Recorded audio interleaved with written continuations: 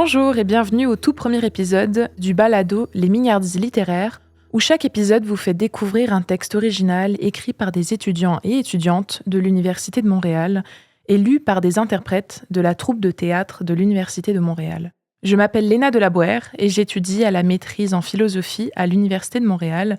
Et dans cet épisode, nous recevons Clara Jacoudet qui nous fera découvrir une création originale de Titou Sialouche. Bonjour Clara. Salut Léna. Ça va bien? Ça va et toi?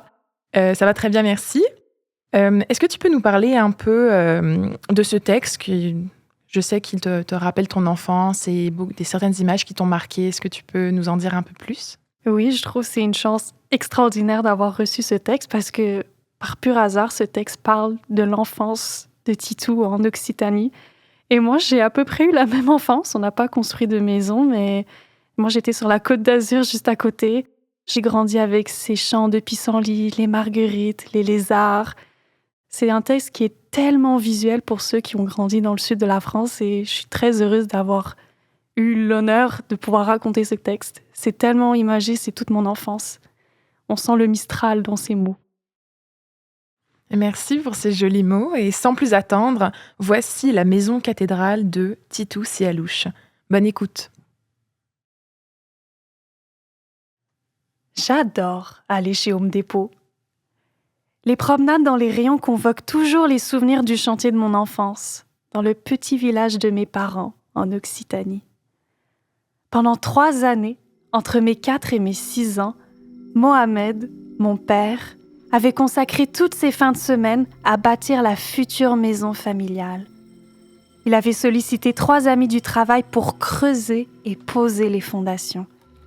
Une fois le gros ouvrage accompli, il avait pris goût à poser seul chaque brique de son monument. Au moment où les gens du village se rassemblaient à l'église, le dimanche était devenu, au fil des semaines, le jour du saint travail chez les Sialouche. Le père de famille partait au jardin, comme il l'appelait, accompagné de 3 de ses enfants. Dès mes 4 ans, en tant que benjamine de la fratrie, j'avais le privilège de faire partie des expéditions à côté des grands. Le terrain de construction était entouré d'herbes hautes, de gravats et de fleurs, qui étaient pour moi tour à tour, au gré de mon imagination, une forêt sauvage, une arche de Noé ou un château fort. Khalil et Farid, mes 2 frères, ne participaient pas à ma vie oisive et ludique. Ils étaient présents pour seconder notre père dans ses travaux. En tant que manœuvre, ils aidaient, par exemple, à la préparation du mortier. De leurs bras frêles à peine sortis de l'enfance, ils avaient la responsabilité de remplir l'auge de ciment, de sable et d'eau, selon les proportions dictées par notre père. Avec la truelle, Mohamed remuait avec attention la pâte grise.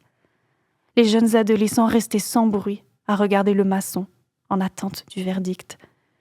Ils le savaient taiseux parce que tout dédié à l'amour du travail bien fait.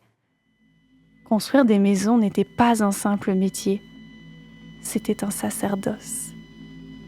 Le geste de l'ouvrier était sacré, et dans le chantier devait régner un silence de cathédrale.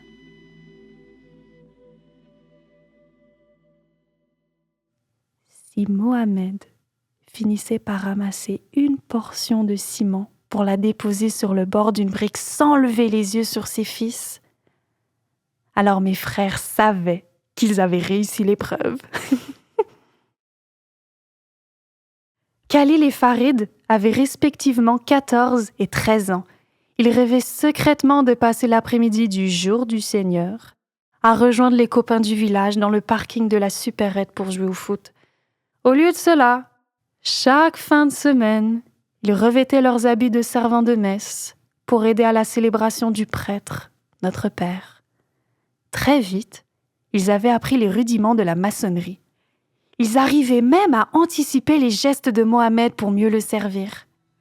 Dès que l'activité le permettait, ils injectaient un peu de magie dans chacune de leurs corvées. Aider à monter en échafaudage devenait alors un jeu de Lego à grande échelle.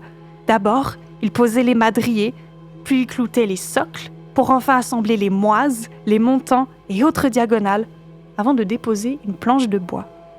Mais de tout leur jeu, Leur préféré était celui de la brouette. Parfois, le patriarche était à court de briques. Les 2 garçons avaient alors la mission d'aller en chercher quelques-unes chez Garde-Bois et Matériaux, à 400 mètres de la maison. Une vraie parenthèse enchantée dans leur journée. Au même moment, je consacrais l'exclusivité de mon temps à courir après les lézards, à faire des bouquets de fleurs avec des marguerites et des pissenlits, ou à ramasser des cailloux. Seul l'appel de mes frères pour jouer à la courte paille pouvait m'arracher à ma routine enfantine. Je devais tendre 2 brindilles d'apparence égale face à Khalil et Farid. Celui qui tirait la tige la plus longue remportait le duel et avait le luxe de conduire la brouette à l'aller, tandis que le perdant héritait de facto du trajet du retour. Pourtant, le véritable vainqueur, c'était moi, la petite fille aux genoux éternellement rougis par les chutes de mes aventures extraordinaires, qui, par décret fraternel, participait automatiquement au voyage. Peu importe qui était le conducteur, je vivais un rêve éveillé. Confortablement installée dans la vinaigrette, je me figurais être une grande reine en partance pour mon petit Trianon.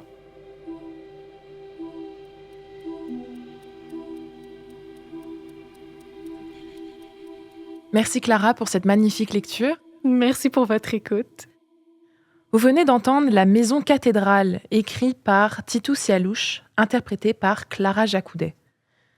Merci d'avoir été parmi nous pour le tout premier épisode des Mignardises littéraires, le balado qui célèbre la créativité, la littérature et l'expression artistique en français en vous transportant dans de multiples univers.